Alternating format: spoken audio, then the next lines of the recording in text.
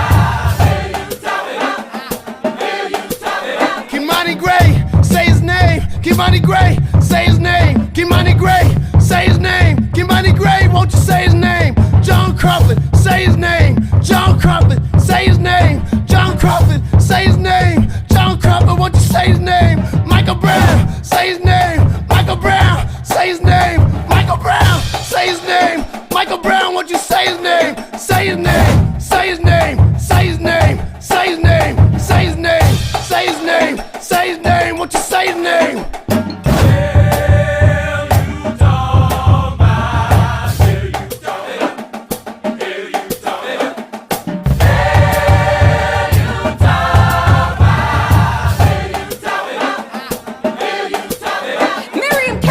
Say your name.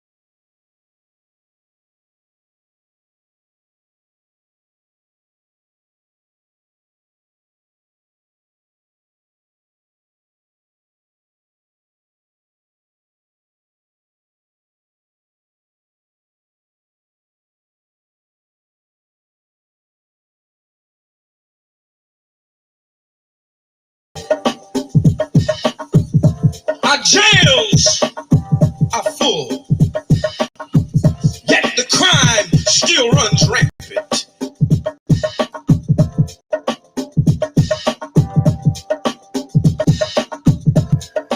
90.7 WTCC. Good morning. Welcome to the Spoken Word. I'm your host, Bishop Talbert Swan II. And as usual, we'll be telling it like it is through cultural idioms and nuances that shape the order, ethos, and chaos of the African American experience. Words have their own vitality. They shape their own consciousness and create their own context for interpreting social and spiritual reality. The spoken word contains the power to reshape the landscape of society. 5 minutes past the hour of 9 a.m. I want to thank Mr. Kenneth Barnett for bringing us up to the 9 o'clock hour with the promise. You can hear the promise every Monday morning from 6 a.m. to 9 a.m., bringing you the best in gospel music. Good way to start out your Monday morning. Great way to start out your week. And it's been a great week for your boy because it was my birthday, okay? So on Saturday, it was my birthday.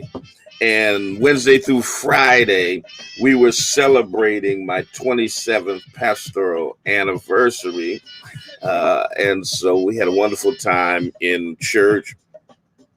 3 great preachers came through to preach to us. Pastor J.P. Morgan, Pastor Mark Bayman, Pastor Anthony Roberson, friends of mine, came to share with us in the anniversary. And also to shout out your boy on his birthday. And so I just want to thank all of my family, my friends, my church family, community, everybody who sent well wishes, gifts, whatever it is you did, whatever expression that you gave to make that day special. I want to let you know I thank you and appreciate you from the bottom of my heart. Another year of life, and I'm grateful to God that He blessed me to be here. It doesn't have to be that way. Many times people think their age has something to do with it. No, people die of all ages. And so I'm grateful that He blessed me with another year of life to be able to enjoy my family and to do the things that I'm passionate about. It is truly a blessing. Listen, a lot of stuff still going on right now. Here's what you need to do. You need to register for the Lift Every Voice lecture series. It's happening tomorrow, our second iteration with Dr. Freddie Haynes, dynamic preacher, pastor, educator, friend. You don't want to miss this lecture tomorrow at 7 p.m. You want to be in the webinar where you can actually ask questions and participate with those that are there. We will be streaming, but you want to be in the webinar. So do me a favor. Go to focusspringfield.com/lift-every-voice and register right now. You can still register for the webinar. It's happening tomorrow evening at 7 p.m. We've got song, dance, spoken word, a dynamic message from Dr. Haynes, and then some Q&A after that. But you got to be in the webinar to participate in the Q&A. So definitely register. Or you can go to our church's Facebook page, Spring of Hope Church of God in Christ. It's facebook.com/413-HOPE 413-HOPE2. And go to the events, and it'll tell you everything about it and give you the link to register. You definitely want to get registered. You want to be a part of this epic historical event on tomorrow. Okay, just go ahead and do that. Do that right now. What we're gonna do right now, we're gonna play a little bit of music from my son T Swan, and while we're doing that, you're gonna go register for the Lift Every Voice lecture series, and then we'll come back. Today I'm talking about silencing and exterminating Black people. That's what America is trying to do. Minister Farrakhan had words at DMX's funeral, and these folk lost their ever-loving mind. And once again, they got Black folk apologizing for saying something nice about the words Minister Farrakhan spoke at DMX's funeral. I mean, what is going on that when white folk, I wrote a piece, and you need to read it. It's on my Twitter page now. I wrote it when they were coming after Tamika Mallory and Linda Sarsour when they were chairing the Women's March because they wouldn't repudiate Farrakhan. And the title of that piece was Repudiating Farrakhan, the delusional notion of white supremacists that Black people are the ones that need to apologize for bigotry. Come on, man. Read that piece. It's a powerful piece.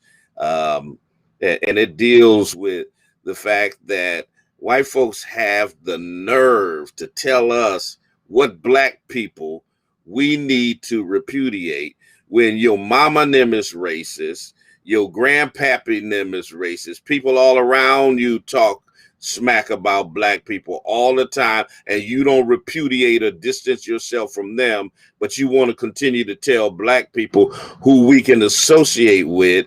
And then you got people like Nick Cannon and others apologizing. Oh, this gets sickening.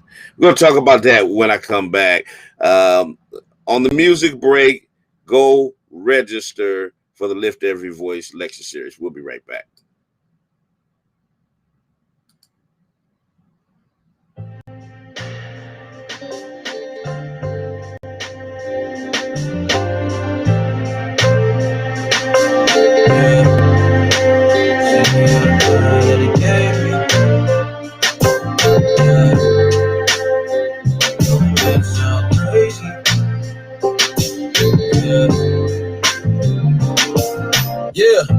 This one is for all the brothers that passed, but more particularly one because it affected me drastically. I remember my sister gave me the call and I was in awe. Matter of fact, it felt the farthest from reality. She seen somebody post RIP with his name, and I said I doubt it's the same friend I had since the 7th grade. She said I'ma call his sister and double check, and called me back, said he hanged himself in his room and had been there for days. Initially it didn't hit me, then it clicked, and I remembered that I hadn't seen or heard from the homie all week. Wish she had told me what had him feeling lonely and weak. I guess everybody got demons we don't even speak of, cause I was with him exactly a week before the call. Just under 20, he couldn't even purchase alcohol. My best friend for like 6 or 7 years. I'm not ashamed to say I shedded plenty tears, but it was hard. He was somebody I had plenty memories with. The first person I ever burned any trees with. The worst feeling is knowing that you would leave us in all this grievance without a reason. One of the first people to ever believe in me. When it came down to it, you knew you could call me if you needed me. Cause that information I wouldn't have ever imagined. It's sad thinking about it. I ain't happy that it happened, but it made me. There was plenty times when I thought that it would drive me crazy. But looking back on it now, I see all the drive that it gave me. I learned more about why I am who I am on the daily. I know it may sound crazy, but I'm glad that it made me. Yeah, was born the son of a pastor, he was who I was named after. Matter of fact, I even got some of his characteristics. Both of us got messages for the people. I just do mine with rhythm on beat. He do his on the pulpit with scriptures. Well connected, respected in the community. Ever since I was little, I felt like there was some pressure on me. It started off with little stuff like when my folk brought us to church and then they forced us to get up and say a testimony. Getting older, had to watch how I acted in public, cause people wouldn't hesitate to put that in discussion. Chatting like, isn't that the pastor's kid? I'm like, yeah, that's me. But please don't expect me to be exactly like my daddy. Don't discredit my family for how I am. I'm not a little kid no more, I'm now a man. And I ain't pointing fingers, I'm not trying to do no blaming at all. When it comes to how I came up, I wouldn't change it at all, because it made me. There was plenty times when I thought that it would drive me crazy. But looking back on it now, I see all the drive that it gave me. I learned more about why I am who I am on the daily. I know it may sound crazy, but I'm glad that it made me. Yeah, glad that it made me. Yeah, glad that it made me. Looking back on it now, I see all the drive that it gave me.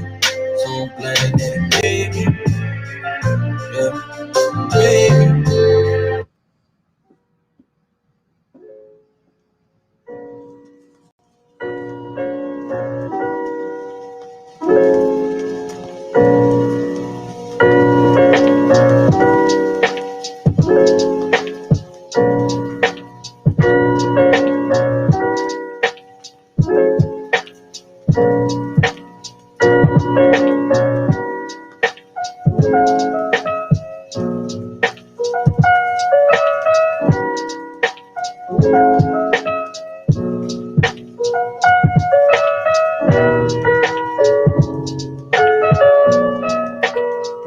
All right. And we're back with you. 90.7 WTCC. Good morning. Welcome, welcome, welcome to the spoken word. Once again, if you haven't done so, do so. Go on and register for the Lift Every Voice lecture series. You want to be a part of that. You don't want to miss that. I'm trying to tell y'all, you don't want to miss it. 413-337-1867. Do me a favor. Rep your city, rep your town. Let me know where you're chiming in from, what part of the world you're on, what part of the country you're in, wherever. Let me know you're in the house this morning. Also, oh, wait a minute. Somebody dropped me something just a minute ago, and I want to shout out Juanita Beeman, who dropped the cash app for my anniversary. So if y'all, it's on the screen for those of you all who are streaming. If you want to drop a cash app for the anniversary or for the birthday, go ahead. I'd appreciate it. 413-337-1867. A lot happened since the last time I was with you. We had the Derek Chauvin verdict, found guilty on all counts in the murder of George Floyd. We had the Dante Wright funeral that happened. Then just yesterday, there was the funeral of DMX. And, in the process of trying to silence Black people, they don't want us to talk about our pain because it incriminates them as being the cause of it. And then they want to dictate to us what leaders we can associate with, listen to, follow. We're the only community where our oppressors try to tell us who we can and cannot follow. And that's a part of the white supremacist system. You have to understand what's going on here. The system is designed that not only do they oppress you, but then they tell you who you can follow, who can lead you, because they want to handpick who leads Black people. Good morning, caller. You're on the air. I'm good. You? Thank you. Appreciate it. Well, I was fully prepared for an acquittal. And so I won't say surprised, but I was a little bit mixed in terms of, I thought the verdict was good because he should have been convicted.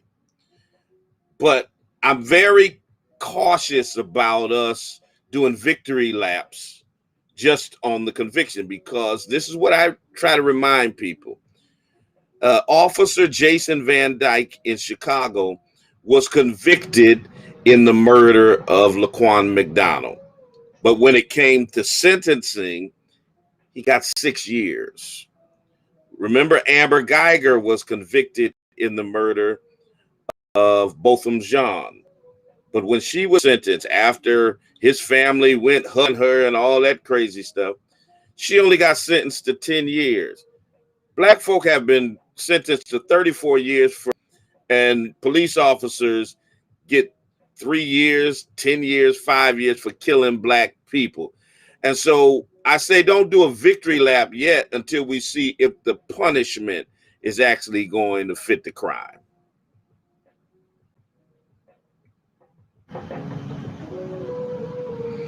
Yeah, I mean that's really, we don't know if justice is served yet, because if they convict him and then he's out of jail in 3 years, that wasn't justice.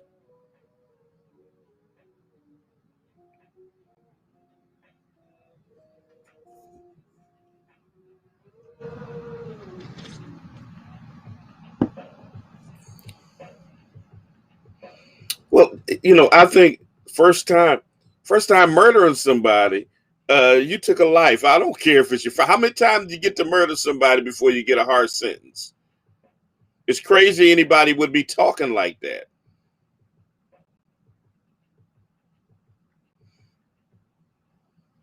What does it say? Yeah. So, we'll see in 6 to 8 weeks whether or not we're going to have a judge that puts him away for a commensurate amount of time with the crime he committed.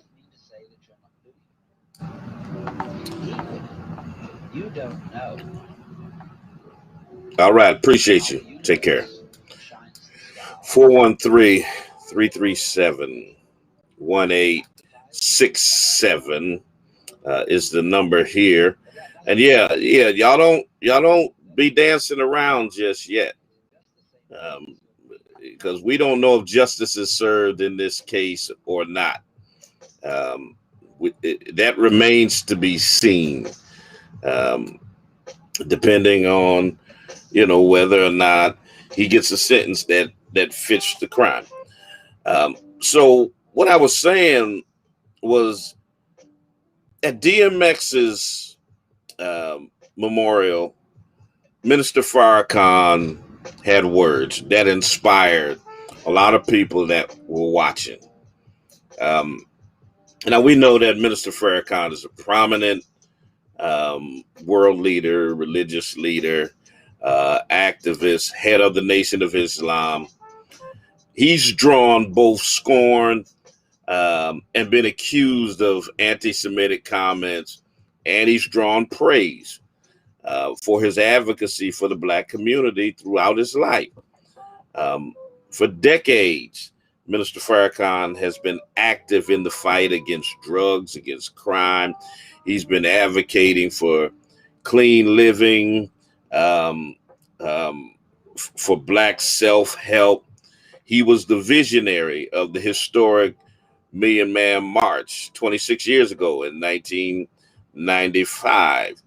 When I was a student on the campus of UMass over 30 years ago, we invited and had him come to the campus in the 1980s. So he's been an important figure in the Black community for many, many years. Million Man March drew over 1 million Black men to the nation's capital for a message of empowerment. And because of his activism, he's gained widespread notoriety and respect in the Black community. His supporters through the years run the gamut. It goes from grassroots activists to religious leaders, to celebrities, to elected officials. And without question, he is a dichotomous figure in that he is one of the most revered and respected, yet one of the most controversial and often maligned figures in the American social and cultural politics. He's become the proverbial boogeyman for racists and those on the right, and a convenient scapegoat for those on the left who want to shift the focus from conservative and liberal white hypocrisy, bigotry, and anti-Semitism. And what always happens when it comes to Minister Farrakhan, they did the same thing when he had words at Aretha Franklin's funeral. It's a mind-boggling false equivalence that comes up of calling Black people anti-Semitic for taking a photo with Farrakhan or for attending the same event as him, saying that people have his same philosophy and ideology if they associate with him in any kind of way. And so what white folks have done is they basically demanded for Black folk that if you want to keep your job, if you want to keep your contract, if you want to keep your show on television, if you want to keep your station in life, if you want to continue to make it in Hollywood or in corporate America, you have nothing to do with this man because we say so. And that's real. That's real. They made Mark Lamont Hill apologize. They made, so many people backflip and apologize and repudiate because they can't understand why Black folk continue to respect Minister Farrakhan. Yet, they expect us to understand why white people continue to embrace policies that are detrimental to Black communities and continue to embrace racist white folk. And that's a false equivalency to even compare a racist white person with a Minister Farrakhan as if he is the equivalent of a white racist when he's not. And so Black people, we rally to protect our own. We tell them, listen, you're not gonna make us, disown our own because you say so. And it's arrogant of white folks to determine who we must reject. And they wonder why that's met with cynicism and it's rejected by the masses of Black people. And I know there are some who fear losing status, losing opportunities, losing their livelihood, and they buckle under the pressure of losing something. But those with nothing to lose will always reject the demands of their perceived oppressor. At one time or another, you had President Barack Obama, Cory Booker, Mike Lamont Hill, Jesse Jackson, Maxine Waters, Keith Ellison, a myriad of Black folks who have been asked to condemn Minister Farrakhan. Now, what happened yesterday when Minister Farrakhan was speaking at DMX's memorial, His words were empowering, inspiring. He was speaking to DMX's children.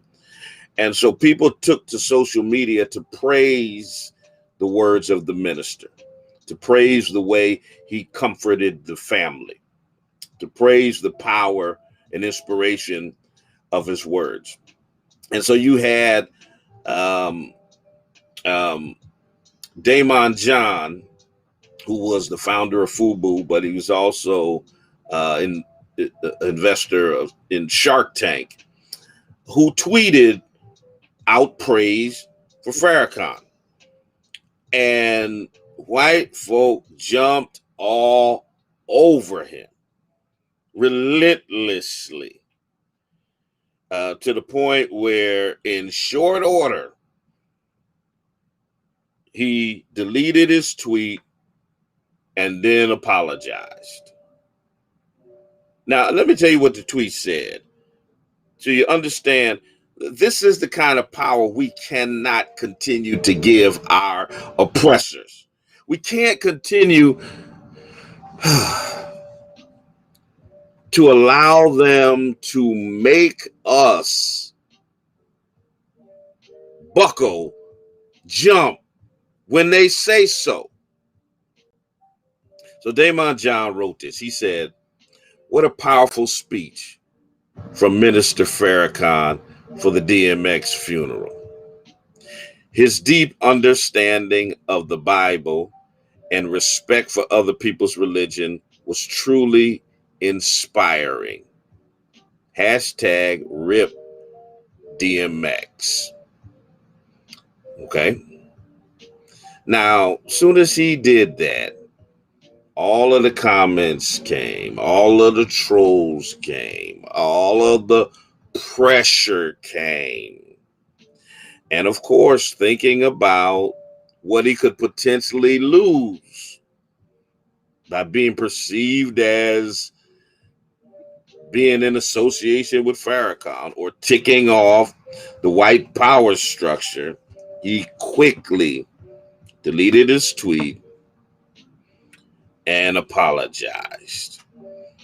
I mean, it's the same way when Nick Cannon was speaking facts, and they got him to go on an apology tour so he can get his job back. So basically, they want black folk to be singing for our supper, that we can say what we want to say as long as they approve of it. And if they don't, they're going to come at us relentlessly, make you apologize, or else they're going to take your job, take your opportunity, take your contract, take your show away, take this, take that. And so we buckle every time. That is the silencing of black voices. It's a game they've been playing for many, many, many, many years. And far too many of us continue to allow them to keep us in check, to keep us docile, to keep us subservient, to keep us passive. It's disgusting. Good morning, caller. You're on the air. I'm good. How are you?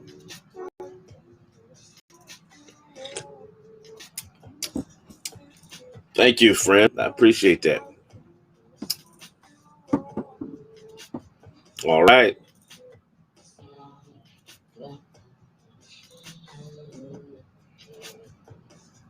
All right. Appreciate you.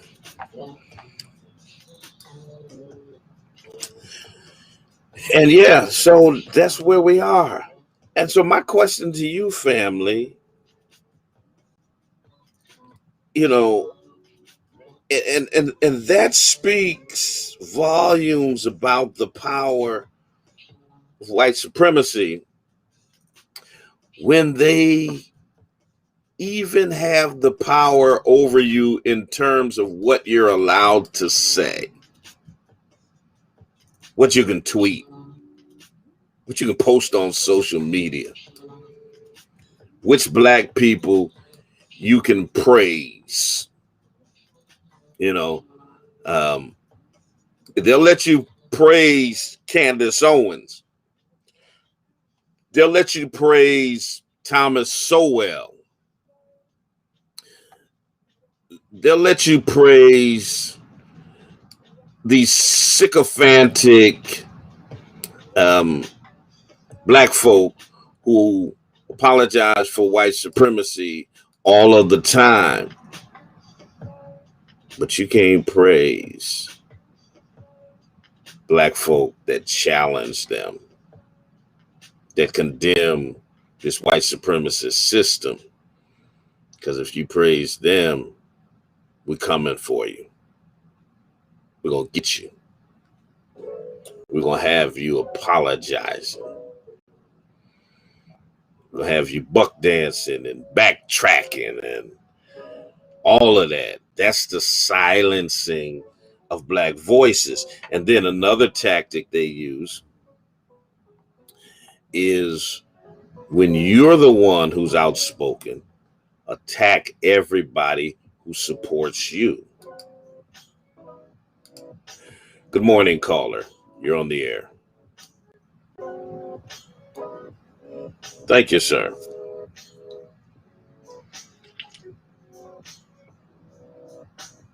He did. Former Klansman. But see, here's the difference. They're allowed to make whatever mistakes and be forgiven. So what they'll all say and agree is that Robert Byrd repudiated his racist past and tried to make amends. And they forgave him. So that's okay. He's white.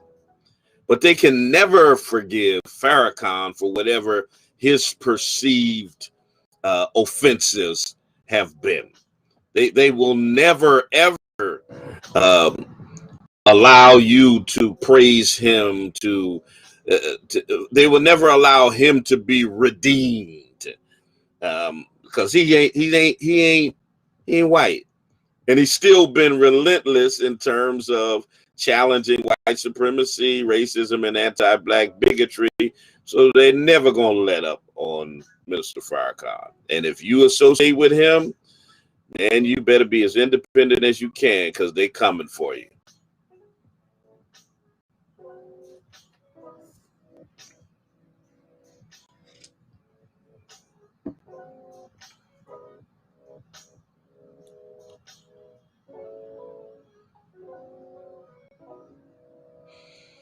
No. Well, just think about it. They murdered the young lady, Ma'Khia Bryant, as they were given the verdict in the Derek Chauvin case. It was almost as like the Chauvin verdict was a commercial break, and the Ma'Khia Bryant murder was, and now back to our regularly scheduled program.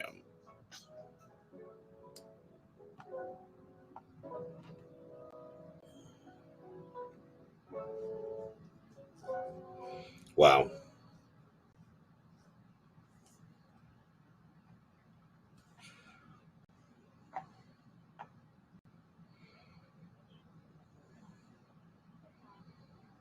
Very possible.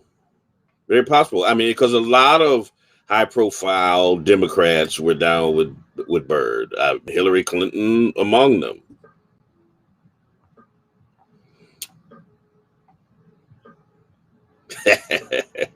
All right. Thank you for your call. You too. 413-337-1867 is the number to chime in on the program. Good morning, caller. I'm wonderful. How are you?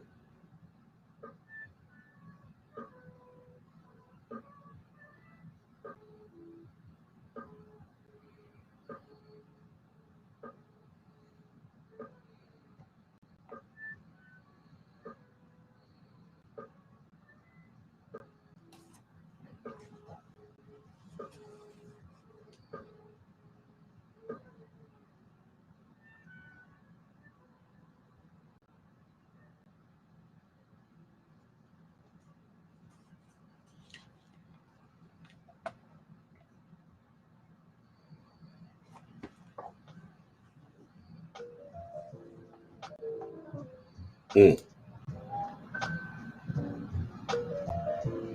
Yeah. Yeah.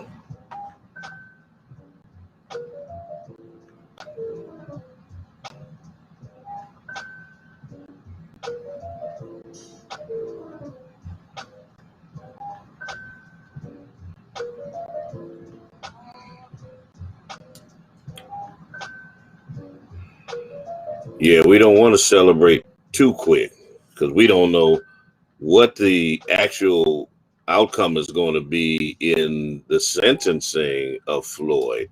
I'm just realizing for some of you all that some of y'all are not hearing the callers. So let me just kind of switch it up a little bit to see if I can make this happen a different way to make sure everybody can hear my callers. Good morning, caller. It got disconnected. There we go. You're on the air. But what I want to say is the judge made it crystal clear that certain things were not to be disclosed. Mm-hmm. And I hope that it doesn't get dismissed because the settlement was supposed to be not disclosed. The juries were not supposed to know about that. Maxine went on public and he made it crystal clear that he didn't want no politics speaking on the case.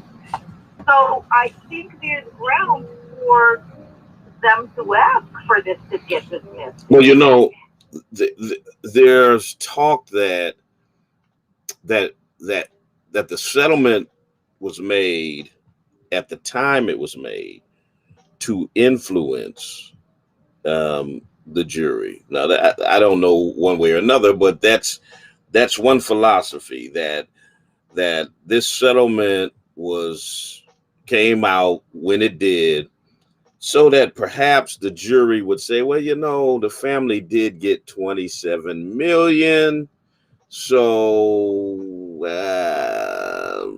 we don't have to convict the cop. And I mean, that's a yeah. And it's up to the judge's discretion. And if he made it crystal clear that no politician was supposed to speak on the case, and Maxine did speak on it, and I understand why he did, but if the judge has his discretion now to say, hey, people didn't follow my order, this is not happening. I don't know.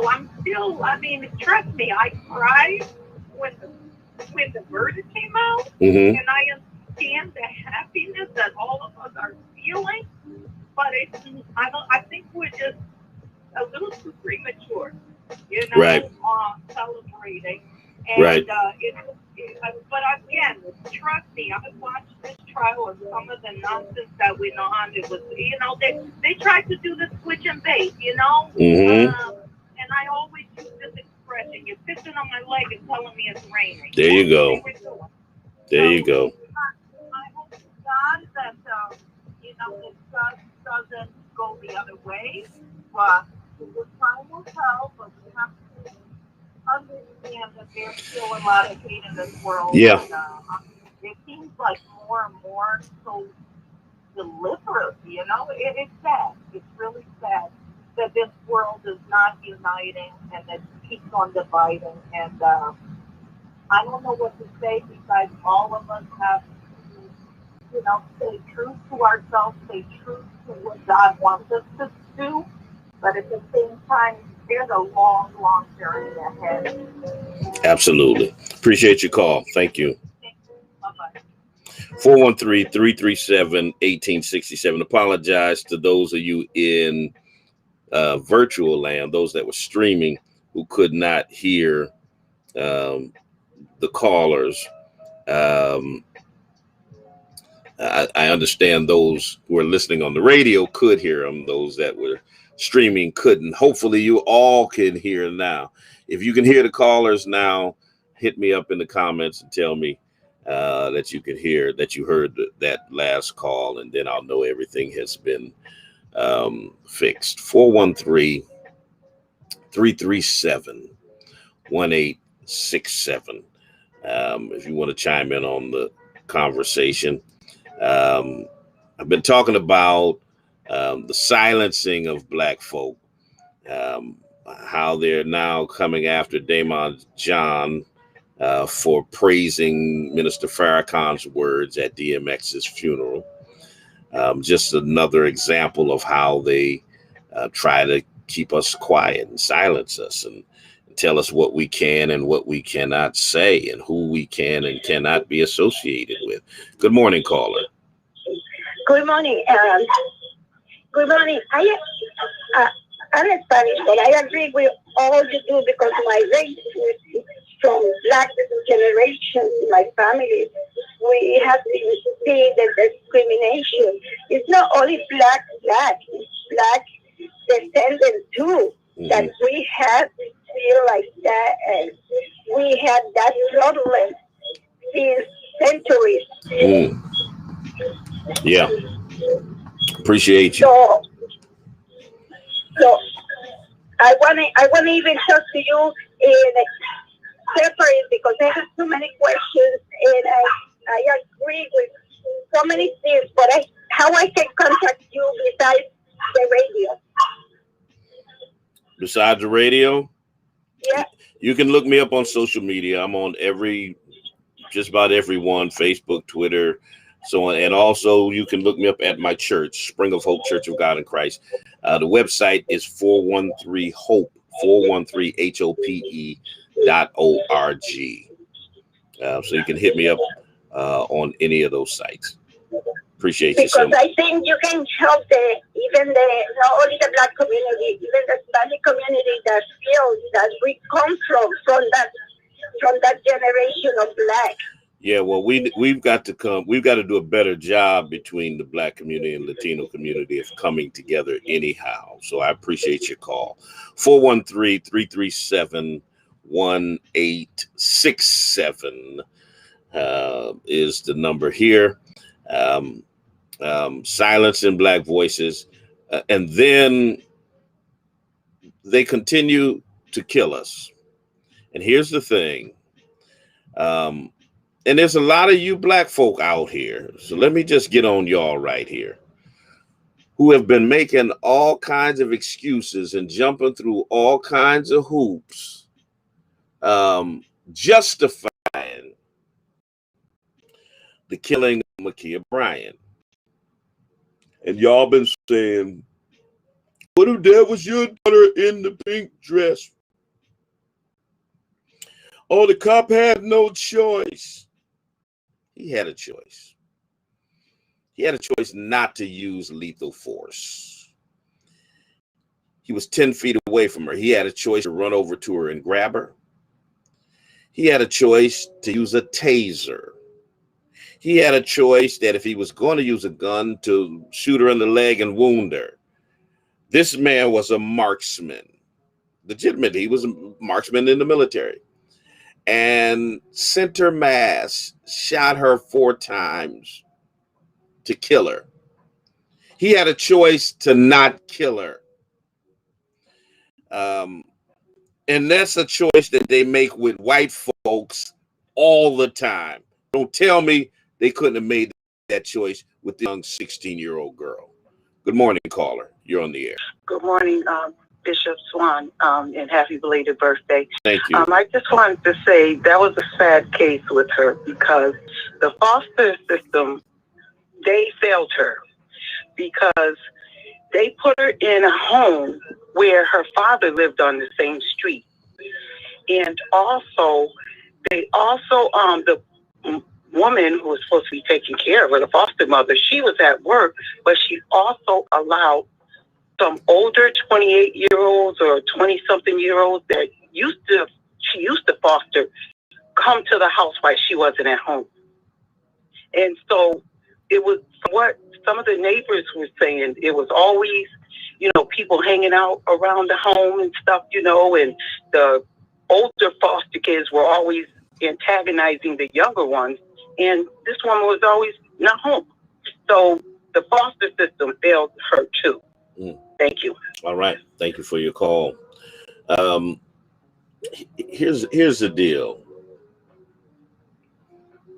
White kids are allowed to be kids.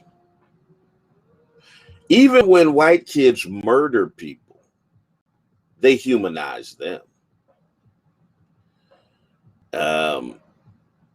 And they assign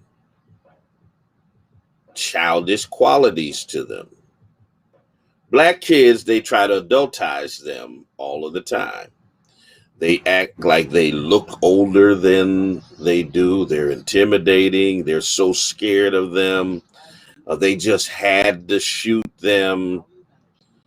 70% of the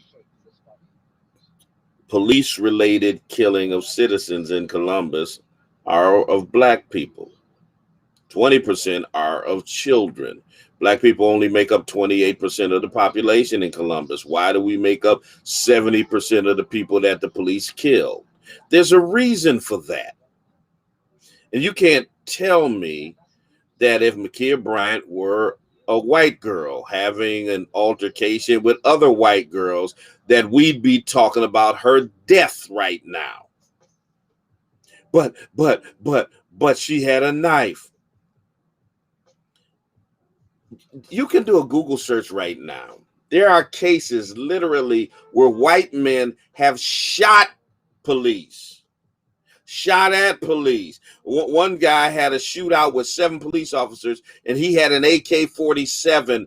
They arrested him alive. They didn't kill him. How do you manage to not kill white folk who are shooting at you with automatic weapons, but you have to murder a 16-year-old Black girl with a knife?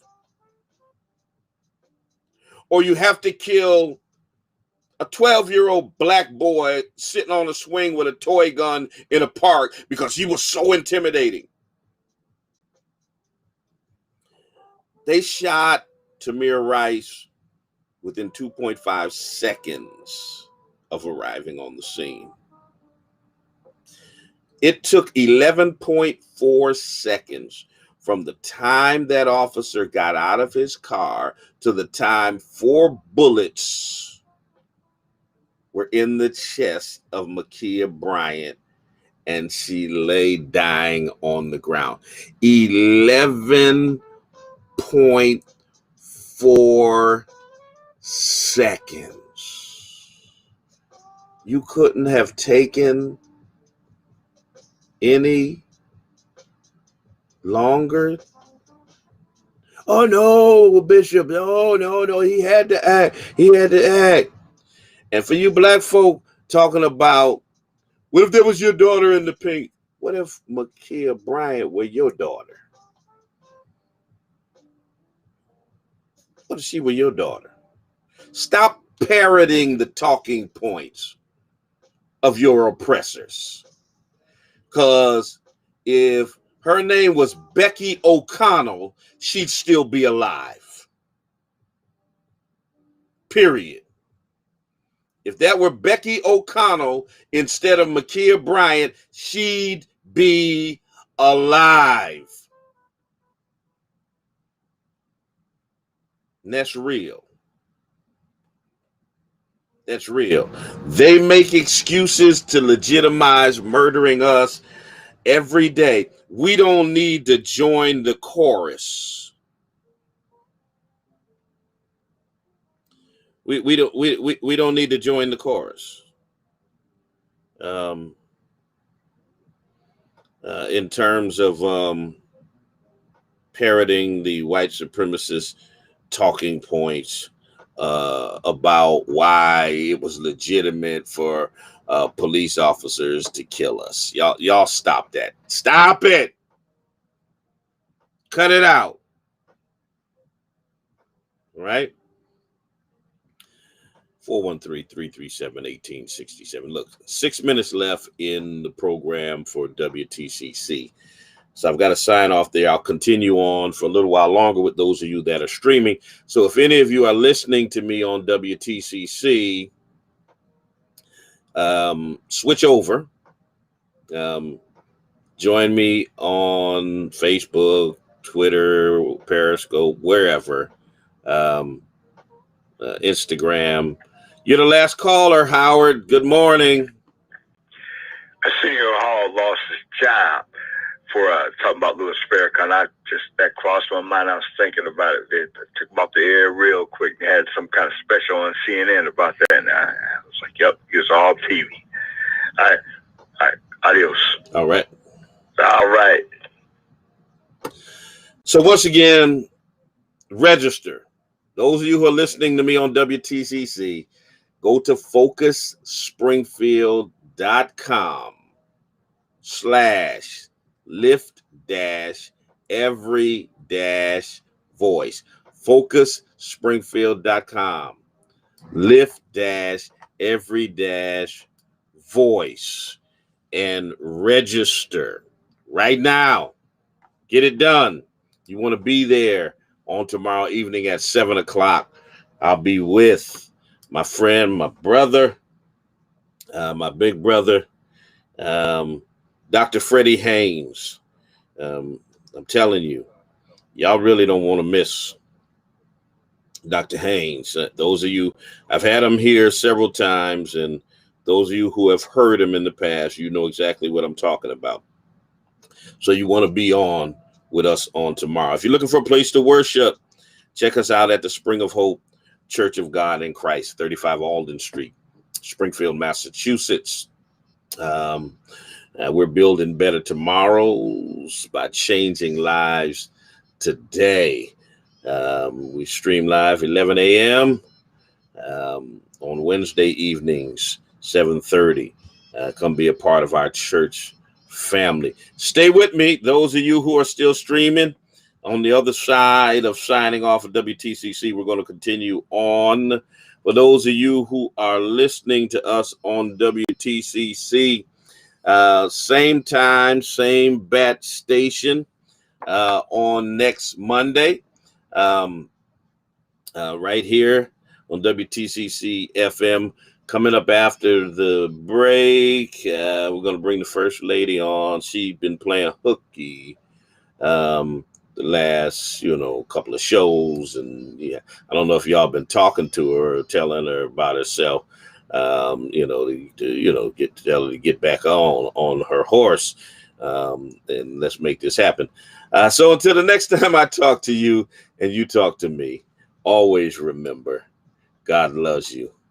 And so do I. We'll see you soon, family.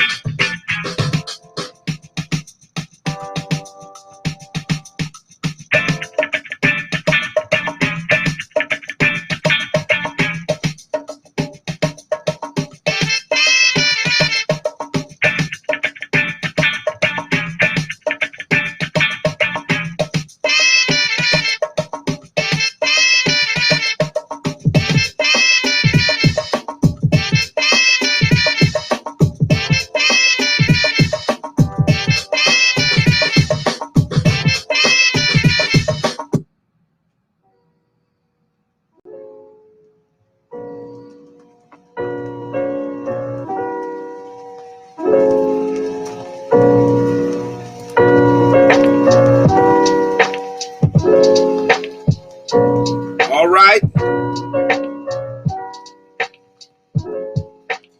Back with you. Overdrive. Spoken word. All right. I see my wife jumping in here, but I don't see her picture. Yeah, I'm having trouble technically because I'm not on my regular computer. I'm on the Chromebook. Okay. And I can't enable the camera for some reason. So Gotcha.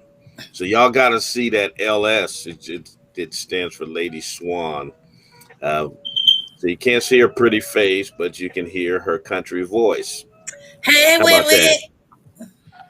that? So Good morning, everybody. I missed y'all. I did get a few messages, babe. You didn't give them to me, but I got a few messages. I didn't give you what messages? That people was asking about me, and they missed me. You didn't give them to me. You was playing hooky. You know. You didn't give them to me. You was the one playing hooky. What they got to do with me? You didn't tell me that people missed me and that was asking about me. Who Tell was the asking truth. about you? Tell the truth. Shame the devil. Who was asking about you? People from the show. Some of your listeners. Well, they some of our listeners now, right, everybody?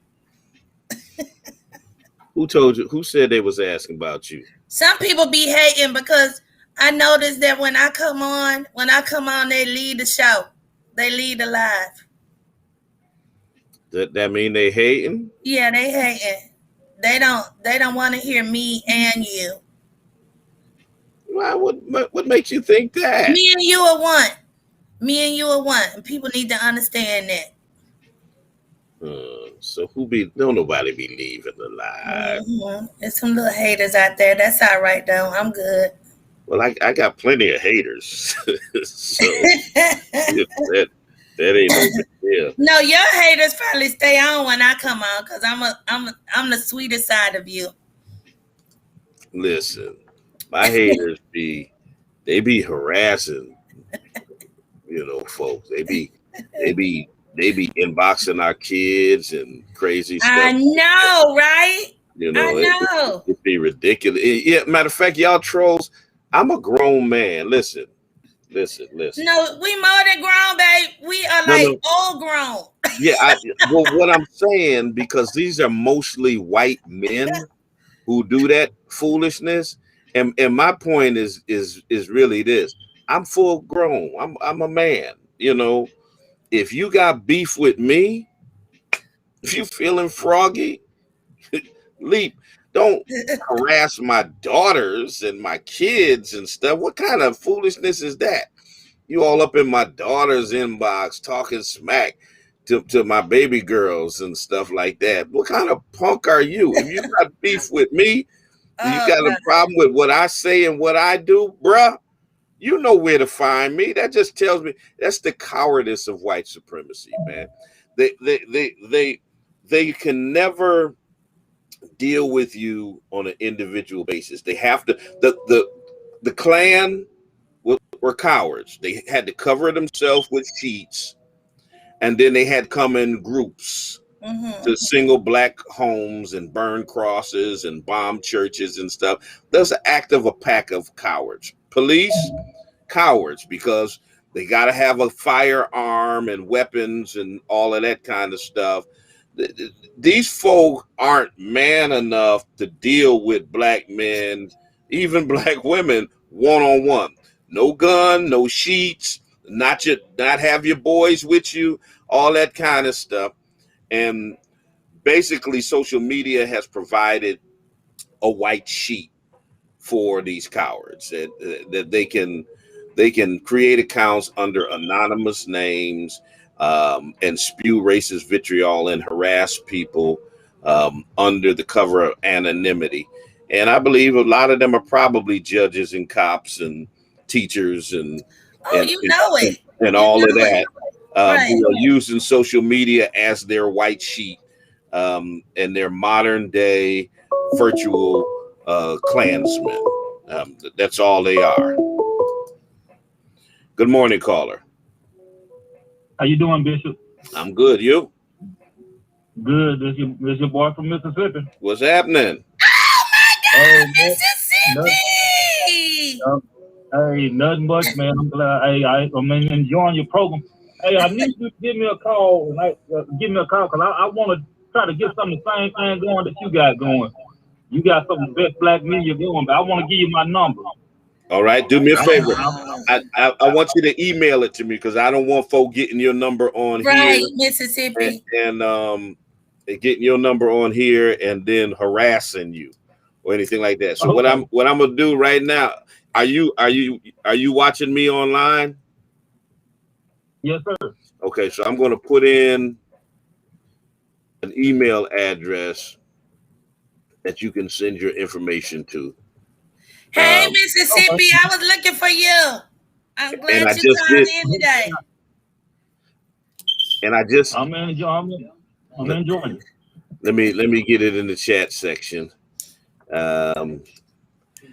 so you know exactly where to send it. It's going to be. You're going to send it to my church email, admin@springofhopechurch.org. Then I'll have your information because I don't want you putting it out there and then next thing you know you got these trolls harassing you. Yeah. Okay. Well, that'll work. You and your wife, y'all have a blessed day. All right, you as well. You too. God bless.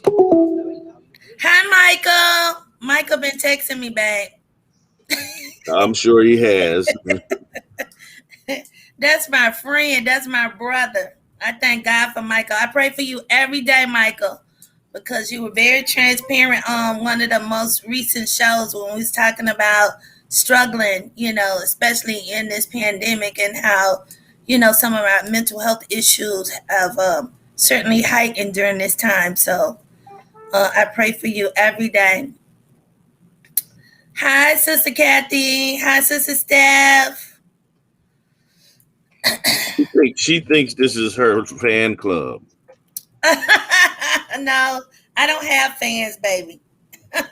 She thinks I'm no celebrity. She thinks she walking the red carpet. Hi, hey, how y'all doing? No, ain't nobody trying to walk the red carpet. Ain't nobody trying to be no celebrity. She's on the virtual red carpet. Waving her hand and stuff. Hey y'all, what's happening to my adoring fans? No, but I heard you talking about the Minister Louis Farrakhan in his speech, sermon. I don't know what we want to call it. Yeah, he spoke at DMX's funeral.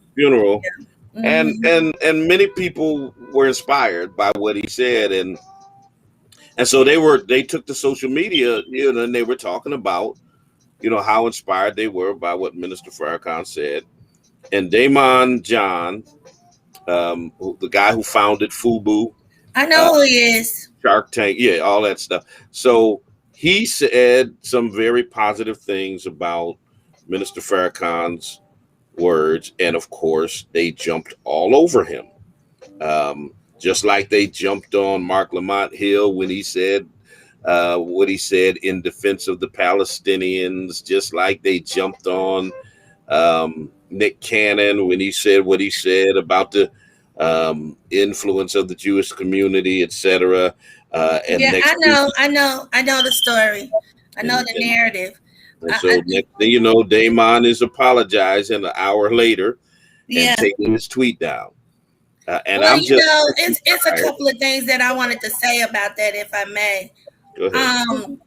So here's my thoughts on that.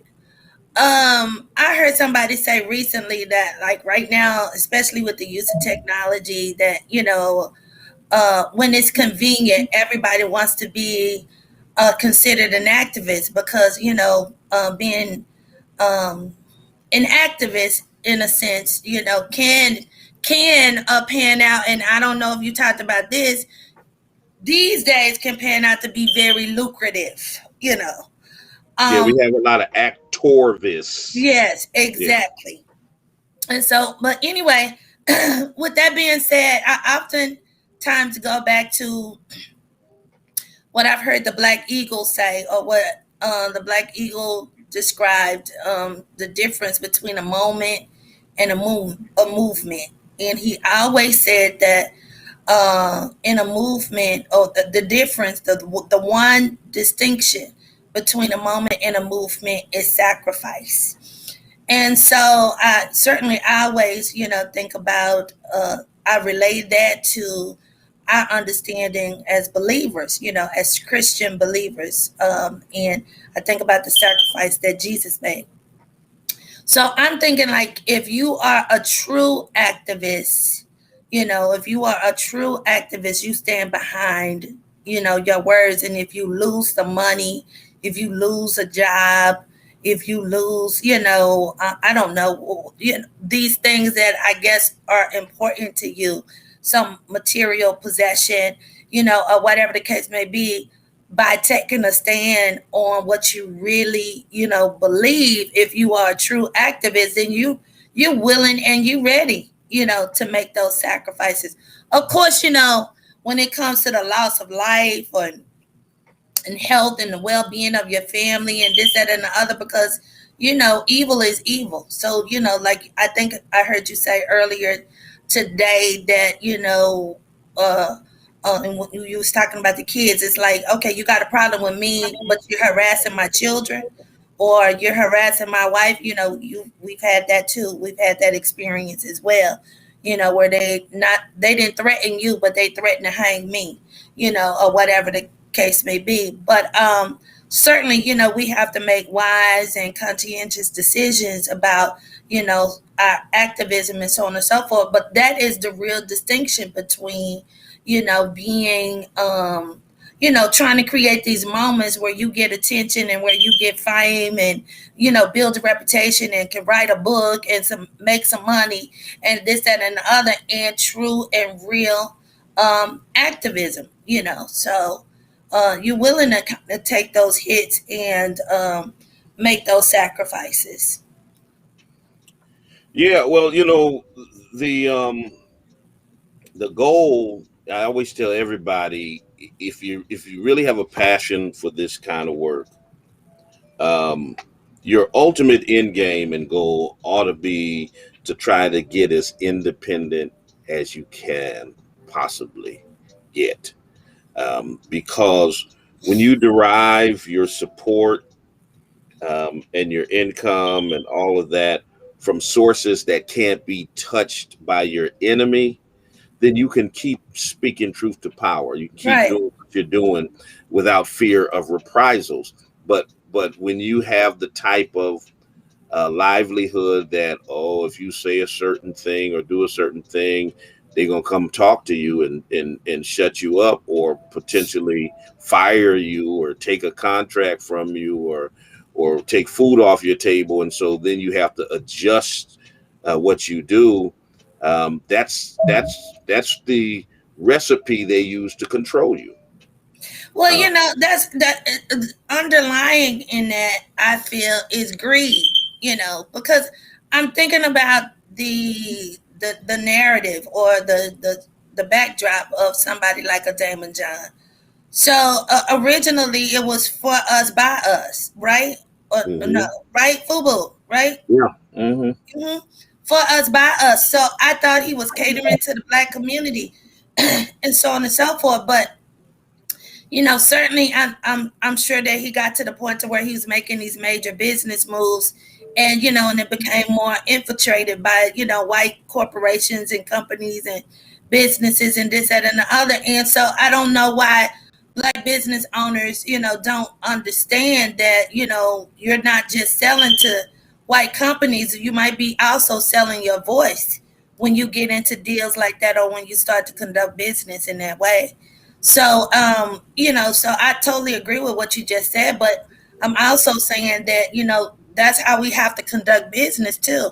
We have to continue to cater to our people, our voice, lifting up our voices so that it won't be watered down, or so that it won't be ultimately controlled by the white power base. Because I don't know if people think white supremacy is just being called the N-word, um, or whatever. But no, white supremacy is in these systems. And I know I'm kind of all over the place right now, but this is a huge topic. I put up a post after the verdict, and I was like, listen, I need for everybody to understand that this is not about one man.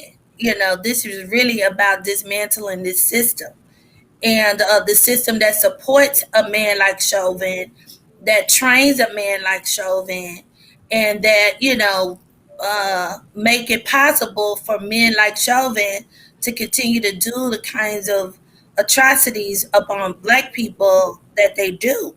So this is really about the system. So our work is just beginning. To be quite honest with you, that this verdict didn't make me happy. It's like, all right, okay. So we got what we deserved, And that's the thing. It's like you don't rejoice over what was right in the first place. Yeah, but see, that's an indictment on America when Black folk have to literally cry and rejoice and breathe sighs of relief for the right thing being done. And when white folk can just expect it. They can just expect it. It's going to happen like that. Somebody murders one of their loved ones or something, they expect that they're going to get convicted. Right. We have to breathe a sigh of relief. I took I pulled over and took a video when the verdict was being given. I was driving. I was over by the little park near our house, Cottage Hill Park. So I pulled over, and I had on CNN on my phone when they read the verdict, and I just posted my reaction, and it went viral in several formats, and people were just saying, you know what? I could feel your heart beating through your chest. I could see your heavy breathing. I saw the sigh of relief. It was palpable. It was the same thing I was feeling, and people related to that stress and anxiety, just sitting there listening to see if the right thing was going to be done. That's something white folks don't have to experience, because they don't know what it feels like for time and time and time again for police officers to be acquitted for murdering their loved ones, and or not only them being acquitted on the rare occurrence that they're even charged, but for most of the time them never even being charged at all. They don't know what that feels like. Yeah, they don't know what that feels like. And then they also, like I said, they come online, with their little comments. And it's weird to me how so-called, some of these people, and they tend to be white, certainly, but we do have some Black ignorance out there. But it kills me how so-called non-racist, and I'm not a racist, but for instance, this white lady was online the other day, right after Micaiah was killed, And she said she shouldn't have been brandishing a knife. And, you know, she's like, and I'm not a racist, but she shouldn't have had a knife in her hand. Yeah, and here's the thing, and a lot of them have been saying this to me about the knife, and I've shut them down because what I did was I posted a video of a white man coming at police with a knife, swinging a knife, and two police officers are standing there with guns. They don't shoot him. They don't tase him. They don't pepper spray him. None of that. And video after video after video we can show of white folk attacking police, beating police up, all of that, and they don't get treated like black folks get treated. Right. That's just real. Well, you know, that's one aspect of it, but the other aspect of it is because she had a knife in her hand doesn't mean what does that mean? Like I said to my friend, I said that she didn't stab the first she lady. Been in the house cutting up a chicken or something. You know, well, you she don't didn't know. stab the first lady she had a confrontation with that fell to the ground. She didn't cut her with the knife. So, and he could have grabbed her. He could have. But he wasn't on the scene long enough to even know what was going on with the knife. 11.4 seconds. 11. Yeah, that's what I mean. You know, before he loaded 4 bullets into this girl. Right. You know, so the knife really has no meaning when there's been no assessment done. Anyway, I had this conversation the other day in my clinical group, and I was talking about this research that's being done. So they did this experiment in a neighborhood in New York. It's supposed to be one of the most, you know, high crime ridden areas in New York. I think it was in Brooklyn, in a section of Brooklyn. I think, you know, about 5 blocks or so long. What they did was they basically shut that area down from they intervened on 911 calls. Okay, so this particular area receives a lot of 911 calls, a lot of arrests, a lot of crime, supposedly, a lot of violence, supposedly, or whatever. So it's supposed to be one of the worst areas in Brooklyn. So they worked with the police department to have this part of the city or the neighborhood shut down. About 5 blocks of the area shut down, and they intercepted the 911 calls.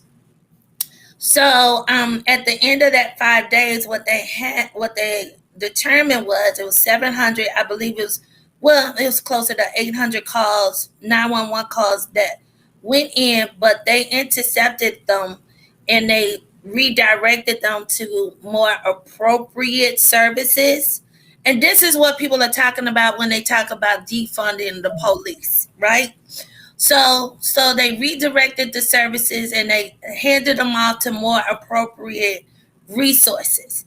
For instance, they train what they call violence interrupters and so on and so forth, or whatever the case may be. And for 5 days, just by doing that work, you know, or whatever, and reallocating resources, redirecting the calls, because every call is not a 911 call. And a lot of these deaths could have been prevented if 911 had not been called in the first place. And the police, you know, did not arrive on the scene, misreading and assessing, you know, what is happening and what is going on.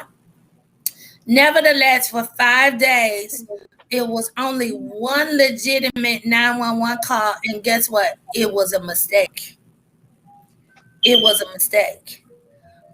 So that should be, you know, saying something about maybe the need to defund the police, which is, like I said, a reallocation of resources, and and actually training people to do the work in serving the community, and not over militarizing a police department as if every crime is deserving, or or every mistake, or whatever it is, because it's ridiculous that the country, that people are saying it's okay if somebody got pulled over for, I don't know, a busted light or something with their car, and they ended up dead. End up dead. Yeah, that doesn't happen to white folks. They don't Yeah. get pulled over for routine traffic, and then don't go home. Right. It's ridiculous. It's ridiculous what the mentality is. It's crazy. But nevertheless, it's research being done. It's research being proven that dismantling is not as far-fetched as maybe we think, and defunding the police would be a necessary step. It would be a more appropriate step in the right direction. So Kimberly Lazarski says this, and she's one of our top fans, and this is so poignant. She says Kyle Rittenhouse had an illegally, obtained semi-automatic sporting rifle that he took to Kenosha, Wisconsin, with a very itchy trigger finger, joyfully gunned down peaceful protesters, and was taken peacefully. He was, of course, white. Now, here's a distinct difference between Kyle Rittenhouse and Ma'Khia Bryant. He's a 17-year-old white kid who wasn't even of legal age to have a gun permit. So he didn't have a gun permit. He had an older teenager, 19-year-old, who got the gun for him illegally. He crossed state lines. And here white folks talking about he was protecting property. He doesn't own property. He didn't even live in Wisconsin. And he murdered two people with the gun. He walked past the cops with the gun.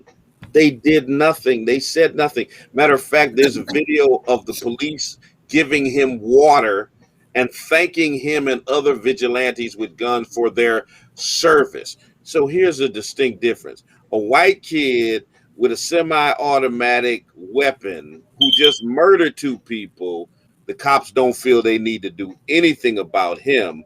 But a black teenager with a knife, they need to murder. I mean, you can't get any more of an opposing contrast than that. And this mentality happens all the time with police automatically criminalizing black people in general, but then criminalizing our children. It's ridiculous. Yeah. This all is it's overwhelming, and it's too much, and it's like I feel bad that I couldn't legitimately rejoice with the family and everything at the verdict. I mean it's just blatant. It's just blatant racism, and it just kills me that people rather be in denial about it than just embracing it, accepting it, and trying to do something about it, trying to dismantle it, trying to. And then every time we come up for air, it happens again. Every time. Like Regina Riley is saying, it's like every week. It's more than every week, Regina. Every time there's one hashtag. And here's the thing. We're only hearing about the high-profile incidents that wind up in the media. Exactly. There are all kinds of other shootings and murders that happen that we never hear about. Right. Just imagine that. Right. There was an exercise that Kimberly Crenshaw did. Y'all know she's the creator and the founder of the term intersectionality. And she did this exercise on her TED Talk that I thought was very powerful. So what she did was she had the audience to stand up, so I think about 500, maybe 1,000 or so people there. And she had the audience to stand up and she said, when I call a name that you're not familiar with, sit down. So she called out all the names that became high profile names. And I'm talking about like the Michael Browns and the Trayvon Martins and so on and so forth. And, and for the most part, about 80-90% of the audience remained standing. But when she started to call off the names of these black girls and black women who had been killed, at the hands of police, people sat down and the whole audience was seated by the second name. And so that was a very powerful exercise. And it was really telltale of really what intersectionality means as well, in this, in the role that it plays in this. So I'm not saying that we are not supposed to be advocating, certainly for the rights of black boys and men, but for the most part, they become high profile quicker or sooner, or before what happens to black women does. Now, Breonna Taylor is an anomaly, in a sense, because of, But see, the difference with a Breonna Taylor and stuff is we have to push their names to the right. And so she also ended up creating Say Her Name. That's the reason why we do Say Her Name, is because, it's like, okay, yes, we're supposed to be saying everybody's name, all the names, all the names. So we were just saying, not to let the black girls and the black women, not to let them get lost. And you know this personally because of the activism around those ladies who were killed right here in our city. And because of their so-called backgrounds and this, that, and the other, they wanted to act like, or they wanted to treat their lives, with a lot of indignity, and act like it didn't matter and it didn't have any value. And they were somebody's loved one too. I don't care if they, did live a certain kind of lifestyle. That doesn't mean that their life didn't matter. Yeah. Well, yeah, to them, their lives didn't matter. Right.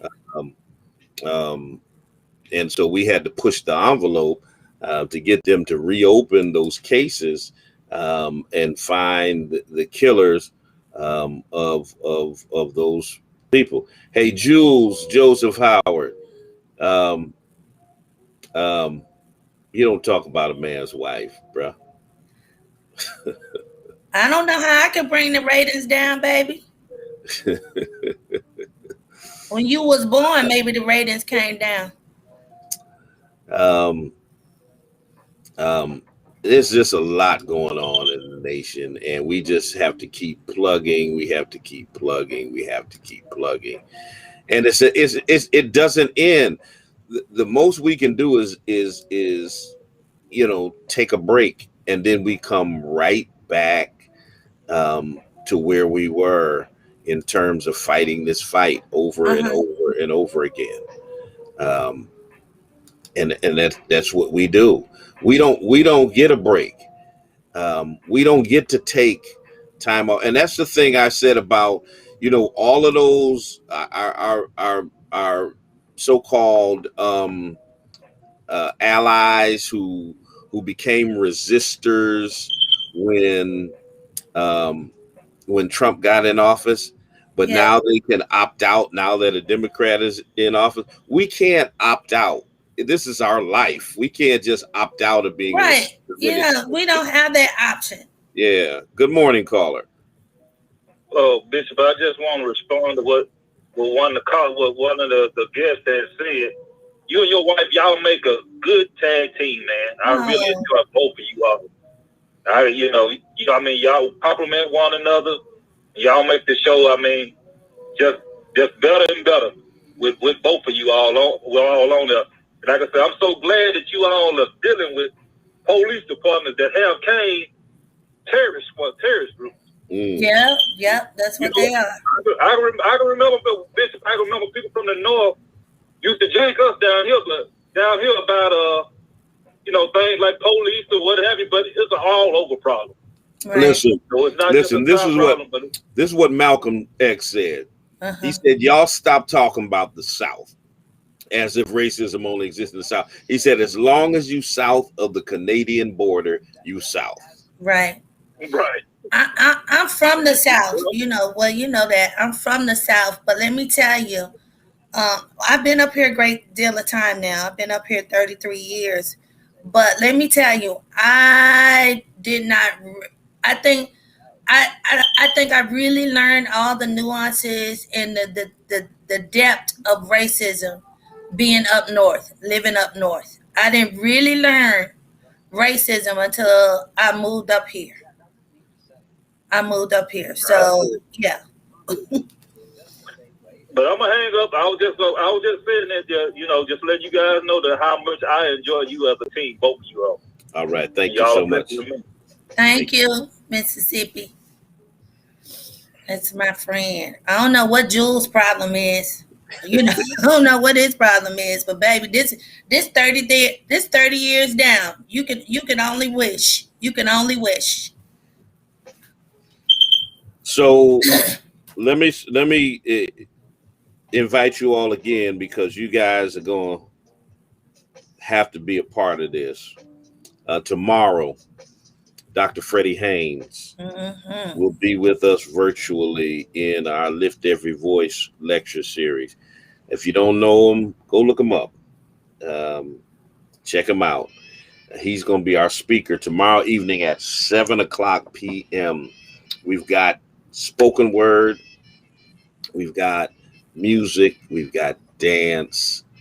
Our awardee is the Pioneer Valley Project. They've partnered with the NAACP, and they've done some great work and advocacy around police reform and other issues in the region. So they'll be receiving our Community Service Award on tomorrow. And then Dr. Freddie Haynes is going to, he's going to do what he does. If you all were with us in our Freedom Fund last September, you already know. Yay, Michael. So you definitely want to register. Once again, it is focusspringfield.com/lift-every-voice. You want to be. Did you put it in the chat? I did. Okay. I put it in the chat. Grab that link, click it. Some have already registered. The rest of you all need to register. Listen, y'all don't want to miss it. Y'all do not want to miss it. Our final one will be on May 26th, and that will be with Dr. W. Franklin Richardson, now a best-selling author, a longtime activist, former secretary of the National Baptist Convention, pastor of Grace Baptist Church, one of the leading churches in Mount Vernon, New York, also the chair of the board of Virginia Union University, of the National Action Network, of the Conference of National Black Churches. He's going to be our guest next month on the 26th of May. And so do yourself a favor, not me a favor, do you a favor and register for the Lift Every Voice lecture series. All right. Any final words, babe? Because I got to get ready for the meeting I got today. I know. I'm praying for you. Yeah, but listen, I just wanted to say this so your audience could hear me say it. I'm really, really proud of you concerning the Lift Every Voice efforts, but people don't know how much work goes into it, and you're kind of a lone ranger about making sure that you bring it to the community. I know we're in a virtual space this year, but nevertheless, 10 years strong, and I just want you, it's turned into your baby now, so I just really appreciate the fact that you're still bringing it to us, and it's a great program that provides a lot of inspiration throughout the rest of the year, and a lot of people in the community look forward to it. And I do remember kind of those early days where we struggled with attendance and so on and so forth, but nevertheless It's still here. It's still going strong. You have some major funders who, got your back every year, and we thank God for them. And listen, y'all do not want to miss tomorrow. Actually, because of this virtual space, more people can participate than before. Because before, it was just in-person program, and so if you didn't live in Springfield, you probably, or Hartford or something like that, surrounding area, you probably wouldn't have driven all of this way to be here. But now, all of you who want to can participate, and I'm telling you, you do not want to miss Dr. Freddie Haynes. He is a awesome man of God, and he has a liberation theology, and and a social justice ministry that is out of this world.